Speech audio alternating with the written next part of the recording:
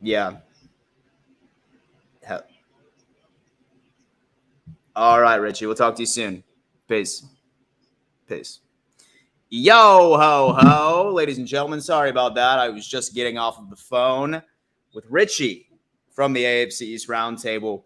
Fun facts: we are actually officially hosting our very first AFC East Roundtable event in it's in New York City, so rather New Jersey. It's where East Rutherford is. It's where the Jets MetLife Stadium is. We are hosting this giant event where we are providing tickets to the Monday Night Showdown between Bills and Jets. There's going to be a private tailgate party. We're going to have a bunch of special guests, live show for all of you to witness yourself, meet all four of us. We finally ended up getting a quote from the Jets sales department for tickets. So that's all finalized. Very exciting. Richie and I have been literally, and then TD as well, literally have been running around with our heads cut off like a bunch of chickens, just trying to put all of this stuff together. We are so excited to get all of this done. Should be a very, very good time. Hence why I was on the phone with my boy right over there, making sure that we can get all of this done. But y'all, what's going on? Happy Monday, May 22nd. Like you know, I do go live every single Monday through Friday at 11 a.m. EST, where I've sort of turned my show into like NFL breaking news, NFL content. But then at the same time, I was thinking, I was like, you know what, bro? Like, I never really had an opportunity to like really show some love, right, to the Bills Mafia, who put me here, who put me on the map, on YouTube, on social media. So from now on, what we're going to be doing is that we are going to be doing a Bills Mafia happy hour each and every single day, Monday through Friday at 5:30. Fridays at 4:30. Because let's be honest with ourselves, I do have a weekend. Let's have some fun. But thank you so much for all of you who have decided to tune in to the second edition of Bills Mafia Happy Hour. Quite a bit to talk about today. OTAs has begun, ladies and gentlemen. OTAs has begun. Definitely a very funny thing. I think all of us should be excited about this. And I'm scrolling through Twitter right now. And I'm trying to figure out exactly what we can be doing. What's going on with the Bills Mafia? What's going on with QA? What's going on with this overall roster? We have to figure this out. I see a couple of people in the chat already. We got Chris Woods coming in saying, yo, what's going on? Then Chris Woods says, Dan, I'm not sure if you see this, but you should come up to Raleigh for a game this season. We got some good backers bars. Now, it's funny you say that because I live not too far away from Raleigh. I'm actually in Raleigh quite often from that perspective. So I could definitely be down. Like, I mean, especially since I'm planning on doing a bunch of traveling this offseason to like, you know, like different Bills backers bars, like definitely a couple of games that could be on the road. And I am in Raleigh quite a bit. So I could definitely let you know next time that I'm up there. I mean, I feel like it'd be a good time, you know, sort of going up to Raleigh, seeing around some Bills Mafia. It's funny too, because I feel like every city that I go to, like I almost always have at least one shirt or one outfit that I wear that is Bills related. And just the craziness of the fact that Bills Mafia is literally everywhere still blows my mind to this day. So we will see what's going on. Keith Stewart, what's up? Yo, Bills Mafia, what's up? What's up, man? Hope all is well. I just got done with an interview with the Throw God. Okay, I'm not sure if you guys have seen this guy on TikTok. Hysterical, absolutely hysterical. The interview went about the same way that you would expect. Hysterical content. I'm editing that, and then hopefully I'll be able to release it tomorrow. Super funny. So definitely go on ahead and check that out once I release it. And then a couple of more videos in the works for the rest of the day. We got a Rams fan coming in. Rams got Vincent Gray from New Orleans. I saw that. That's awesome. Well. If it isn't Dan the Man, what's going on? Hope all is good. Dick J, what's going on, brother? What's going on, man? Hopefully everything will work out. Let me know. Would love to catch a game with you, man. Yeah, dude. Likewise. If you were ever in Myrtle Beach, man, the Dirty Myrtle, let me know. There's this bar that's in North Myrtle Beach. It's called It's called ODs. And literally, I'd say every game there's probably close to about like 100. There's been a couple of times where I've actually streamed from that very said bar, and for a good time where like I completely just had a huge string of luck and I couldn't leave. And so, like, I mean, I'm not sure about you guys. And so I would actually be curious to hear like y'all's superstitions for the games. But like my biggest superstition that I've ever had for games was is that I needed to be at the same place and like sit in the same table, sit at the same chair. And then that bar was actually a part of that superstition, which was pretty hysterical. Pretty hysterical. I'm trying to sit here because as far as Bills news is concerned today, because with OTAs, they started today, but it sounds like that they still haven't wrapped up, or like media hasn't been allowed to speak with anybody, or they haven't been allowed to report on exactly what happened during OTAs. But the only thing that I'm seeing right now is that the Bills are currently sitting at a 90-man roster, which before OTAs, we were sitting at 87. So we re-signed Dean Marlowe, who I think makes a lot of sense, especially since we need a bit more depth in that category. And then we signed a guy named Joel Wilson, who is a tight end. More than likely just a body.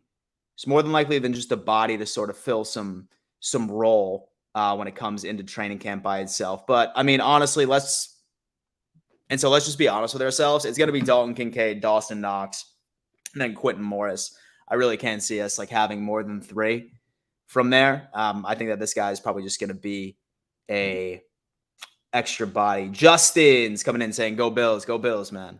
Absolutely. I'm sitting here trying to scroll through Twitter, man. I'm trying to figure out more substantial Bills updates than us just re-signing Dean Marlowe and then Joel Wilson. But like I said, I mean, I guess apparently that the media has not been releasing a lot of this stuff. And that's basically what I go by, right? And so I don't have on-field access. I've tried, trust me. I have tried to apply for a media badge before, but let's just say that content creators as of now are not recognized by most NFL like organizations as far as actual media. But hopefully soon, because I would love to be able to get in on the action on that. Chris Wood says multiple times, I've tried to watch games at home and have to go to my bar at halftime to come from behind and win. Man, it's definitely wild. I've done it a couple of times too, where like last year I bought and so the NFL package, because first game I went to, like we lost and I was sitting at OD's in North Myrtle Beach. I like looked over to my dad and I was like, bro, we got to get the hell out of here. So we left and went back to my place. And then afterwards, I just ended up buying the NFL package. But like me personally, like I'm excited to travel this year. I'm very excited to travel this year, and I'm still gonna try and stream on my phone, like my game reaction for the most part. But man, nothing more than I love having like my football parties like during the season. Like, I mean, what I do is like I like always try to have like it's all my friends over, like we grill out and like they sit there and they just watch me just act a fool screaming at the television. 6 to 12 Labatt's deep, just doing my thing. So I could definitely respect that. Dick J, my God, I hope Dalton is a stud. He can change the whole thing. Man, listen, I'm predicting that he's actually going to win Offensive Rookie of the Year. I do know that a tight end has never won that award before, but if you look at it, right, like it's got to be between him and Bijan Robinson. With Bijan, he's probably going to run for 1,700, maybe even 2,000 yards this season. It's going to be like record breaking because that's going to be the only offensive like weapon that they truly have. But with Dalton Kincaid, I think that when you look at it from the perspective of that one major missing piece of our offense last year was a true threat out of the slot. I really think that Dalton Kincaid fits that mold.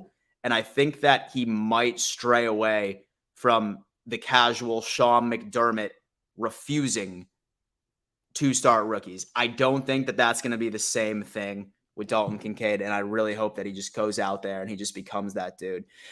Just make sure you're hitting that like button on your way in, ladies and gentlemen. Absolutely love it. Dan the man, I'm wearing the Josh Allen jersey. It was his birthday yesterday. Yo, man, look at that. I know. It was QB1's birthday yesterday. Hopefully, he had a good time. More than likely, he was probably still at that golf tournament, you know? And so I hope he got lucky with a lady last night. And so I hope he had a couple of beers. And I'm hoping that he's out here ready to absolutely smash some training camp. Nothing wrong with that. Nick C. So the position battles at linebacker and guard, along with seeing how the wide receiver depth chart plays out, are what I will be watching. Yeah, linebacker, I would say more than anything, right? Because Dorian Williams really isn't a middle linebacker, right? When you look at our depth chart, our starting middle linebacker is AJ Klein. And that's just how the depth chart is currently set up. I'm not saying he's going to be our starting middle linebacker. Behind him is Dotson, who a lot of people are high on, and a lot of people think that he's going to be equally as effective. I mean, not equally as effective as Tremaine Edmonds. That's going to be a hole that's going to be very difficult for us to fill. Let's be completely honest with ourselves at this point. But really want to see what Dorian Williams can do. And so on the opposite side of that middle linebacker from Matt Milano, really want to see how he progresses into that. But I'm really hoping that we can just sort of let our linebackers get by, because as far as coverage, I'm not necessarily concerned about the coverage, because you still have Taron Johnson. He's coming out of the slot. So, I mean, he's going to be able to put some sort of Band-Aid on the lack of talent that we have in the linebacker room. Matt Milano is one of the best in the business in coverage, and Dorian Williams apparently is one of the best in the business in coverage. Granted, he's a rookie. Not sure how he's going to really fare out against NFL caliber players on a consistent basis, but I don't really think that linebacker should be as big of a concern to fans and to like other critics of this team. But that competition is going to be crazy. I'm thinking Dotson's probably going to take over and win the position over AJ Klein. That's me. I'm not even sure if AJ Klein's going to make this team. I'm not even sure if AJ Klein's going to make it to the final 53. I think Dotson's a lock, but still something that we need to digest. Spin right here saying we will never have an offensive rookie of the year under McDermott. Listen, man, as long as Dalton Kincaid doesn't fumble week 1 or week 2 or like drop like an easy pass from Josh Allen, I think that he's going to have that opportunity. I don't think that McDermott hates rookies to a point where, like, as soon as when they enter the door, he just says, I don't like this guy. This just isn't going to happen. I think that he just has them on a very short leash, and say that he makes even somewhat of a small mistake, he's going to get screwed by it. So that's me. I really, really think that Dalton Kincaid is going to be a exception from the rule, typically. John says, I bought the NFL YouTube package so I wouldn't have to try and find decent streams. Then schedule comes out and they're going to be on national TV, like 10 games at least. It's funny you say that, because I'm thinking about that myself, because I bought that from YouTube TV last night as well. 10 national games, first off. So that, and then there's probably going to be some points where I'm going to be like, yo, like, I'm going to go on ahead and I'm just going to go to the bar and I'm going to watch the Bills game at the bar so I can be social, meet some people, have a good time. So it's very hard for me to justify that I just dropped, what was it, like $330, $340 for the package? I have no idea. Why I bought it that one night. It was exclusively impulse. I was just scrolling through YouTube TV. I saw the package and I was just a total customer, right? Saw it and I was like, oh my God. And so I could save $60 if I buy it right now. Stupid. Not the smartest thing. I should have waited. Is what it is. But I guess you live and you learn. And worst case scenario, it will be great for red zone purposes too. So say I have some friends over, some fantasy football situations. We'll figure it out. He and Vaughn was at the PGA. Yeah, I saw that. I did see that. I saw that him and J.A. were there supporting a couple of people. I saw Rory McIlroy as well, apparently is a big fan of Josh Allen. His wife is from Buffalo too, which is absolutely crazy. But we'll see. Does the YouTube package include the Peacock game against the Chargers? No, it does not, because it's going to exclusively be on Peacock. But and so you can get And so you can get vast majority of those streaming services for free. Peacock, I'm pretty sure like you can try that for free for 1 week. So I always try to tell people if like you don't have it, like just wait so to start a free trial, like literally the day before the game, and then just cancel it immediately. As soon as when the game's over, just cancel it. Say that you're trying to watch it for free. Super it. Streamus is free, shows the Bills games. I watch all the games, and I'm in California. Yeah, man, like streams are always good. It's just from what I've seen with streams is that there's typically a significant lag, right? And like me, and so I'm not sure about you guys, but like I'm also scrolling through Twitter like when I'm watching the game too. And like I'm trying to like figure out like people's thoughts on what's happening during the game. 9 times out of 10, like I realize maybe like 5 minutes into the first that there's a 5-minute lag. And so I'm seeing like a tweet from Sal Capaccio saying that, oh, it looks like Josh Allen was picked off. And then it doesn't happen on my TV for like another 3 to 4 minutes. So that's my only reservation about streams. Some are better than others. But I like watching it live and not having anything spoiled by Bills Twitter, by like any Bills beat writer that tells you what's going on in the game in real time. Maybe I can solve that by going on ahead and just like not looking at my phone, but it's how I enjoy the game, ladies and gentlemen. It's how I enjoy the game. John said that I paid $250 when it was $100 off. Man, these YouTube TV people, man. Spin says I could have saved $330 by not buying it. Absolutely. And trust me, like, I mean, I had some reservations that like next morning, and I was just like, bro, like there's 10 national games. I'm probably going to go to the bar for some of these games that aren't like on TV. So why the hell did I just buy that? And I tried reaching out to YouTube, and I was just like, hey, I think I inadvertently bought that package last night. Is there any way that I could be refunded? No dice. But you know what? You live and you learn. And technically, that's a tax write-off for me, since this is a business. Since my YouTube channel is my business, this is technically a tax write-off, so that works. So that's how I justified myself. That, me just pissing away $330, but here we are. Okay, we have the guitarist Mike Stark. Ugh. And so I've been taught and so to love the Bills since 1974, man. How can this narrative ring true over generations? It's rough, man. It's hard. Like me, like I grew up exclusively through the drought, and not up until Josh Allen was when I started tasting success. I'm not so sure how I could compare the pain of the drought compared to losing in the playoffs, right? Like losing that 13-second game against the Kansas City Chiefs, losing that abysmal performance against the Cincinnati Bengals last year, right? It's hard for me to compare the two because I really wasn't at that cognitive level when the Bills were in their Super Bowl year, because I was born in 91. And so I was born in 91. So like by the time I was born, first Super Bowl that happened when I was alive, was the third one. Yeah, it was the third one against the Redskins. So it was, yeah, dude, it was rough. But I feel like that, like, you just have to hold on to hope. I think that we are in a fantastic position. So I feel like we are in a fantastic position where we have Josh Allen as our quarterback. I think that we still have a bunch of stacked up offensive weapons that are young. I think we have a great, so the defensive minded coach. I'm really excited to see what Sean McDermott is going to do this year as defensive coordinator plus head coach, but we're just going to have to see. Streamus is free. Why spend for an NFL package if it doesn't include all the games? And so it does. And so it just includes all of the games that aren't in market. So if it's not on like your local television, or if it's not on Fox, or if it's not on like NFL Network during the day.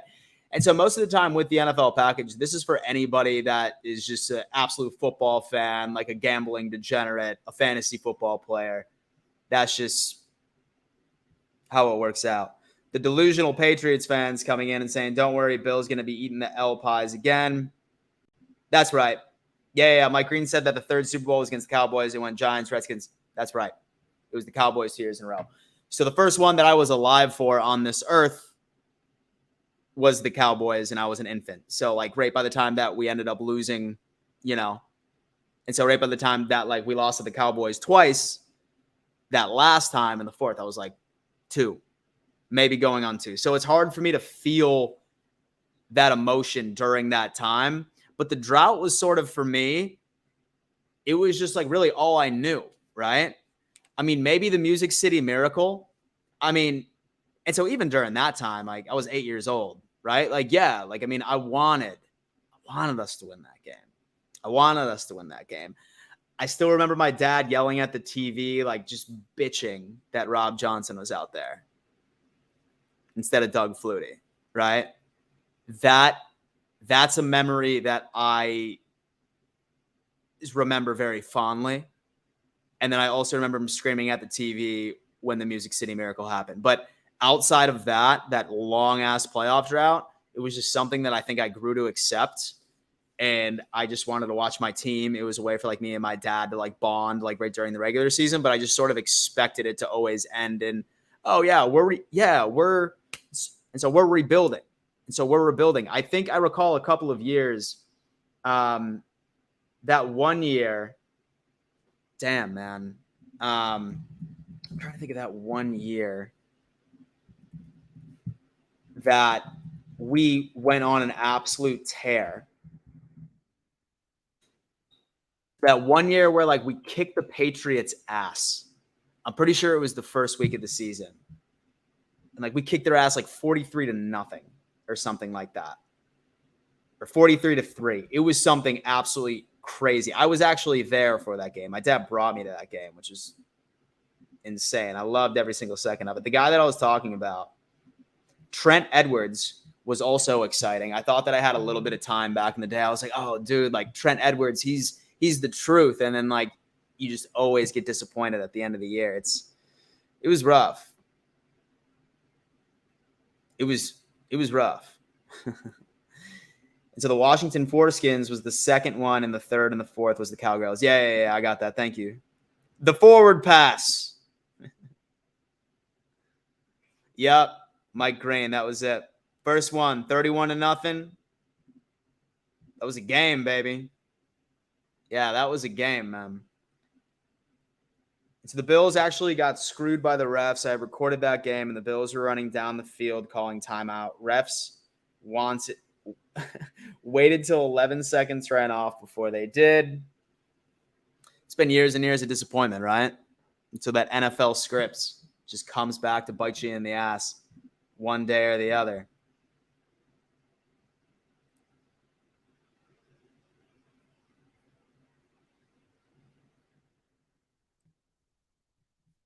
Okay, Super Bowl is headed to San Francisco again in 2026. Super Bowl will be in San Francisco. That's interesting. I'm sitting here trying to see if anybody has reported on who showed up. I think on Friday I was talking about all the players that I like could see like not showing up for OTAs. I think that since Vaughn Miller was at the PGA Tour, and so obviously he's not going to be, and so he's not going to be like being a part of the OTAs. He's not going to be involved in any sort of drills or anything, but I think that he will at least be there. I wouldn't be surprised if Diggs didn't show up. I would be shocked if Diggs shows up. And I don't want anybody to start getting like nervous about it either, because this man never shows up to OTAs. Never shows up to OTAs. I can't remember the last time that he did. Maybe his first year, maybe, if that. I feel like even then he didn't. But for the past couple of years, there's been so many narratives of like, oh man, and so Diggs isn't there. Like everyone like starts freaking out, like thinking he wants out. And I think that it's going to be like even more fuel to the fire because everyone's still talking about that exchange that he had with Josh Allen during the playoffs.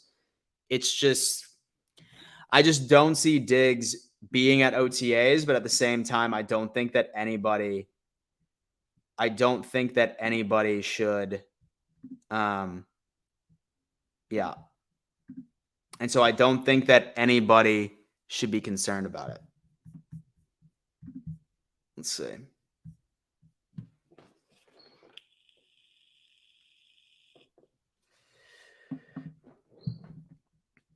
And so the foreskins is pretty funny. Yeah, I'll say the foreskins. That's hysterical.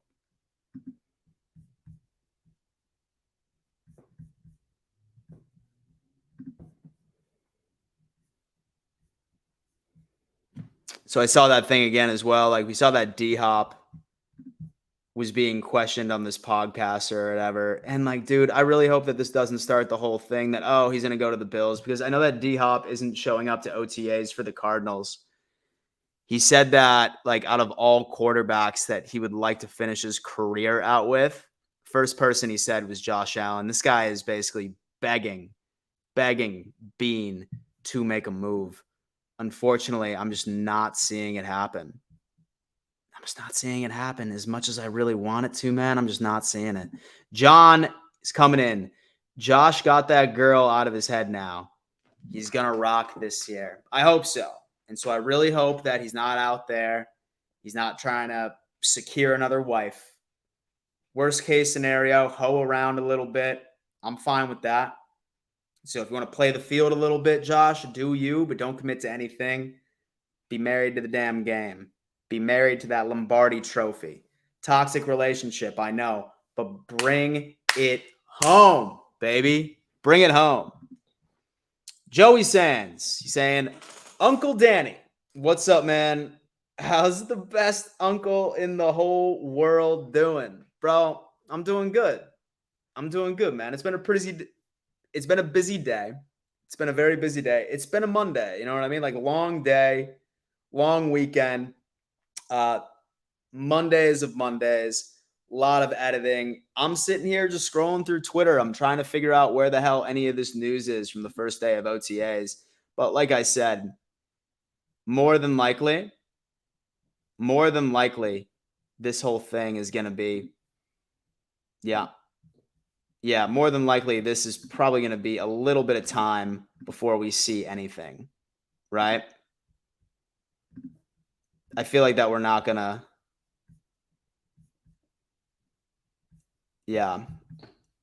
So I feel like that we're not going to really see anything for at least like until the next couple of hours. But okay, we got Mr. Chan coming in saying, hope Josh and Diggs are still tight. I mean, I'm sure they are, man. Like, say, for example, that Josh Allen and Stephon Diggs are anything like, I would say, like any dude on the face of the planet, they're not going to let something like that hinder their friendship or hinder their relationship, right? I feel like they're completely fine. I feel like they're probably still hanging out. They're probably still texting. They're probably still playing video games together. It was just one of those things where like sometimes like, and so you just need to cuss your boy out. Just like every now and again, get that frustration like off of your back, like off of your system, and then just go from there. That's me. It's the perfect time in Allen's life to be a bachelor only. Absolutely, man. He just turned 26. Yeah, I think he just turned 26 or 27. Let me see. Josh Allen age. He's 27. He just turned 27 years old. He's got time. Yeah, he's got time, man. Like, I mean, he's worth, like north of $200 million. So I think that like he'll definitely have no issue as far as being able to attract a woman down the road. But I mean, then again, really all I want is just for him to go out there. No distractions, good football, nobody to answer to. Just go out there and just win us some football games. Revenge tour, baby. Revenge tour. Yeah. This sounds very toxic, but like, I mean, like what I feel like he also needs is like for his ex to like start like dating somebody like new and like that just piss him off. And like we get pissed off Josh Allen for like week 16. Like, so weeks 1 right through 17. And I think that things would be absolutely wild with that. Crazy. Josh should drop the 304. Should drop that 304 and get his head straight and just win. 110%. 110%. And so he just needs to watch out. Oh man, for the broke biddies. It's exactly what he needs to watch out for, man. Absolutely. I feel like he needs to watch out for the Buffalo Bills. That is number one. I'm still scrolling through Twitter like an absolute madman. I want to see, like, I'm thirsty to understand a bit more about, like somebody mentioned earlier, that linebacker room. That linebacker room is huge on that competition. And then also, when it comes into that, I also want to hear a little bit more about guard, because Bates and Osiris are definitely going to be going at it. I wouldn't be surprised if Bates gets moved over into the left guard situation, and then Osiris takes over the majority of the snaps in the right guard. Like, really, all I want is snap counts. And so I want snap counts for first team reps. First team reps is something that I'm really looking for as well. Yeah, it looks like we're SOL as far as any updates when it comes to this. Outside of re-signing Dean Marlowe, and then we sign Joel Wilson. That's about the only thing that we're seeing. Now we're sitting at a perfect 90-man roster. And John said he's been with that girl since high school. He's never played the field. Play the field, Josh. Just play the field. So, but just get it out of your system, and then come week 1. Chris is saying single Allen is ready to dominate. You already know. You already know that. That's exactly what he's planning on doing.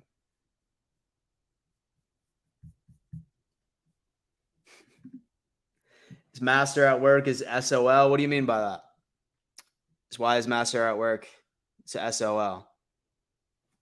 And so you're talking about the Miami Heat into the Celtics? If that's it, then I know that he's very upset about that. Some folks said that Bates might be in the battle for right tackle. Man, so they just put that man all over the place, don't they? They just put that dude all over the place. I mean, honestly, like between him and I really want Spencer Brown to take a step. I really want Spencer Brown to take a step because there's so many missed opportunities from that man. Like he was so hype. Like I was so hype on the guy. He just didn't do it. And so didn't Master at Work say he was going to retire when Brady retires? Yeah, he did. But I mean, hey man, he came back. He came back, man. He's back in the cut. He's back in the cut with the boys of the AFC's roundtable. Which, by the way, I do want to let everybody know that. So we are hosting our very first event for the AFC's roundtable. It's Monday Night Football. It's going to be in New York City, right outside of MetLife. And so we're providing you with game tickets. And so an exclusive tailgate party at a bar where there will be a bunch of special guests and a live show of the AFC East Roundtable. There's an open bar for about an hour and a half to 2 hours. And then there's also going to be a spread of food as well on top of that. So things are still in the works as of right now. But if you are interested in perhaps making an appearance, or if you're in that area, would love to go, then go on ahead and shoot an email over to the AFC East Roundtable at gmail.com. And let us know how many tickets you would want. Spin is saying MetLife's in New Jersey. I know. And so I can see the offensive line being Dawkins, McGovern, Morris, Torrance, and Brown. I think that that's going to be it. And so I think that that's going to be it. I'm not too sure how high I am like on McGovern. My buddy's a Cowboys fan, and like he didn't really have a lot of good things to say. And so he didn't have a lot of good things to say about the guy. And so I hope he's wrong. And so I hope that he's something for us and somewhat of an improvement. And so I'll have to bring him on like during like my NFL show and like sort of talk about McGovern for a little bit. MetLife is in New Jersey. And so I want Brown into bow up now. Maybe Bates pushes him. Someone has to. I feel like we all need to. So, Dan, I understand you're a football channel, but embrace some NBA, man. Yo, listen, I'm not going to lie to you. I never really followed NBA much. I was always a football guy. I was always a baseball guy and a little bit of hockey. But I feel like that I'm probably just going to like stick to football like every now and again. Worst case scenario, maybe I might do like a few videos on like hockey next year or something like that, like on TikTok or on this channel. And so I title the stream "Guy That Knows Nothing About Hockey Watches the Buffalo Sabres." Maybe that would be like fun and entertaining. Like me just like rooting for things that I don't understand. That could be something. But yeah, I don't know. For now, I'm just sticking to what I know, and that's football. And so that's even debatable at this point. Like honestly, like I mean, I'm just a fan with a camera. That's it. And so I'm not an X's and O's guy. I just love talking about my team and telling you the news.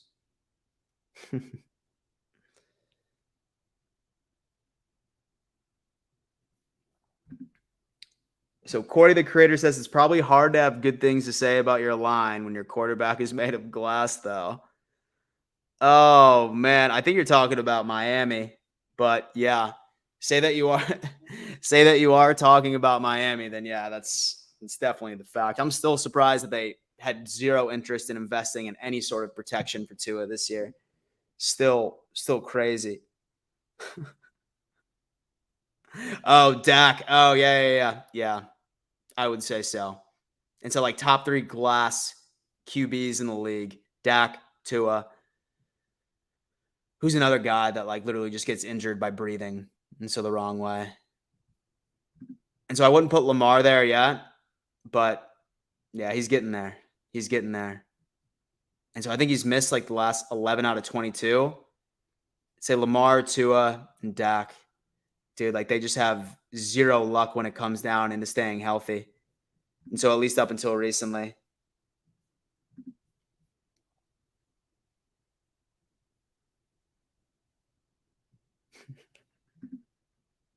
Well, Dan, is make sure you stick to those L's because Miami Dolphins are coming. They coming, bro. I'm excited, man. I'm excited. This division's about to be ill this year. It really is. It's about to be great television.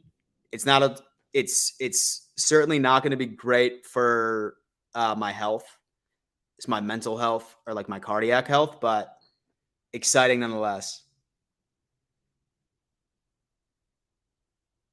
And so I'm glad that Miami and did not want to invest in the O line because if they did, we wouldn't have Torrance. Yeah, that's right. Why the hell wouldn't you pick up Torrance? And so I forgot that Miami picked before us. And so they picked up that corner, right? And so they already have an absolute stacked room of cornerbacks. And so you pick up another cornerback. I don't know. From what we're seeing, man, we're seeing priorities. We're seeing priorities.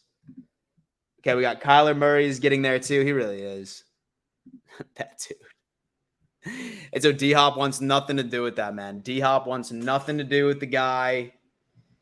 He was sitting there like saying like during this interview that he wants to play for a team. So he wants to play for a team where he has a quarterback that loves football. So like that was a dig. That was such a clear dig at Kyler Murray. I don't even know. Okay, I'm going through Twitter one more time. I think we might need to wait, ladies and gentlemen. I think we might need to wait until we hear a little bit more about what's going on with the Bills, what's going on with some OTAs.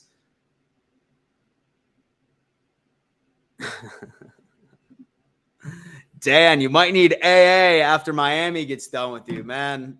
I'd probably say that we lost to Miami like twice next year. I probably would. I'm not gonna lie. Probably would. Like I probably just, and just go on like one of those sad benders, like not like a fun bender, but like a sad bender. You know what I mean? Just like stick through, like scroll through my phone and get like all this harassment from like all like the 14-year-olds that watch, so Miami Dolphins content, just roasting me, just sitting there at the bar with sad music, just ripping a cig. And so I don't even smoke cigarettes either. You know what I mean? So that would be interesting. Sean saying, how about?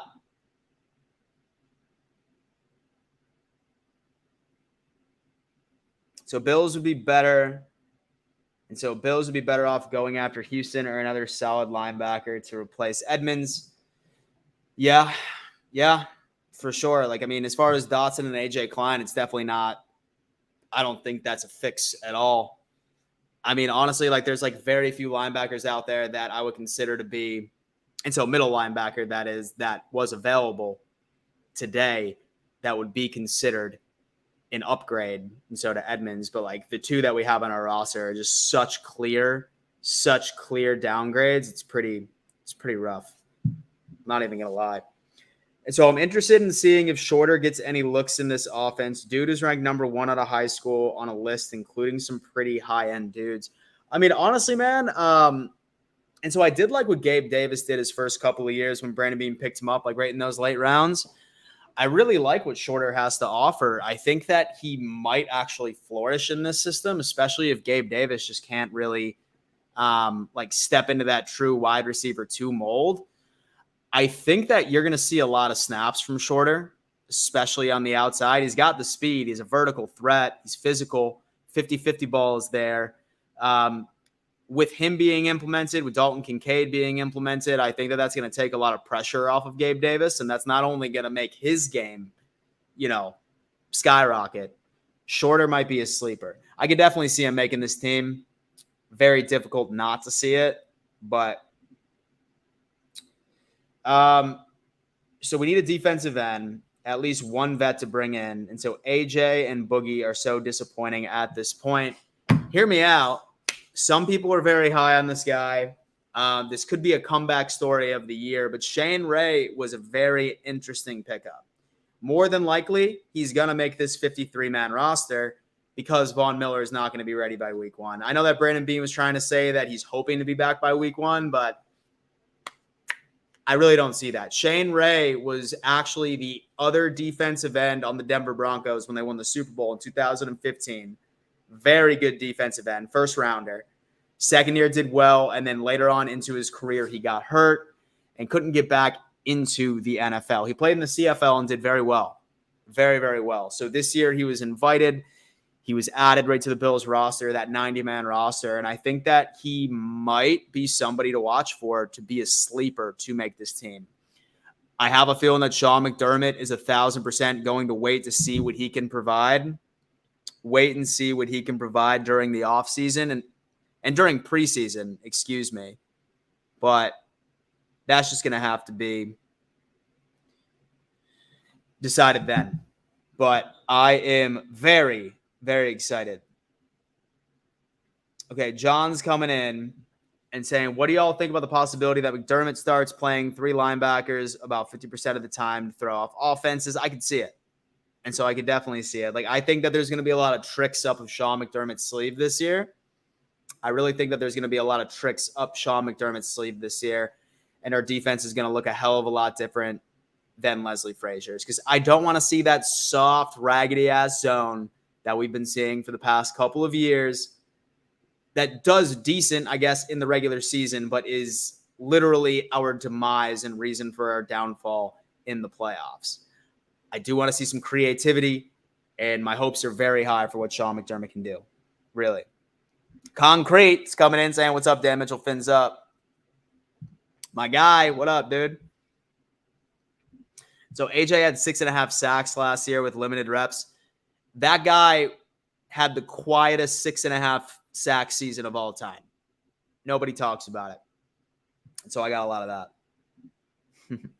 All right, guys. That's going to do it for Bills Mafia Happy Hour. Every single Monday through Friday at 5:30 p.m. EST. Fridays at 4:30. I will be here making sure that I answer all of your questions surrounding the Buffalo Bills, NFL, whatever you want. This is Bills Mafia Happy Hour. Okay, hopefully we'll have more to talk about tomorrow once we start getting some information about OTAs, once that's all leaks out. But things are looking good. Thank you all so much for tuning in. Make sure you hit that like button on your way out. See you tomorrow. Deuces.